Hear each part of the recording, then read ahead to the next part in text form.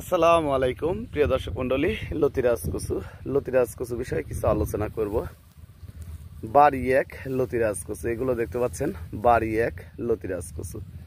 তো এই বাড়ি এক লতিরাজ কচু চাষাবাদের জন্য আপনারা জমিটা চাষ করে নেবেন। জমিটা মিডিয়াম নিচু জমিতে চাষ করবেন। না জেনে বুঝে যদি লতিরাজ কচু চাষাবাদ করেন তাহলে লস খাওয়ার সংখ্যা থাকবে। জেনে বুঝে তারপরে আপনাদের লতিরাজ কচু চাষাবাদ করতে হবে। যেসব জমিতে একদিন পানি দিলে ৩-৪ দিন লরম থাকবে, ওইসব জমিতে আপনারা লতিরাজ কচু চাষাবাদ করবেন। আমাদের যে লতির গঠনগুলি দেখতে পাচ্ছেন, কি সুন্দর লতি।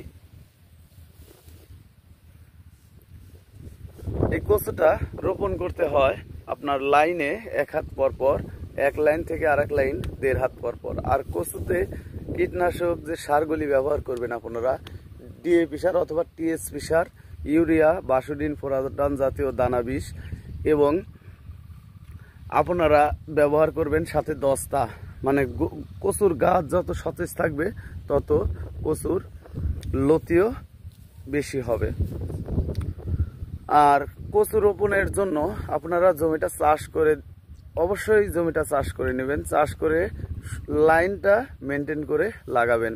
আর আমরা এই লতিরাজ কচুর যে চারা, এই যে ছোট ছোট চারা দেখতে পাচ্ছেন, এই চারাগুলি আমরা 2 টাকা পিস মূল্যে বাংলাদেশের প্রতিটি জেলায় সেল দিয়ে থাকি। আপনারা চারা সংরক্ষণ করতে চাইলে আমাদের সাথে যোগাযোগ করতে পারেন। আসসালামু আলাইকুম।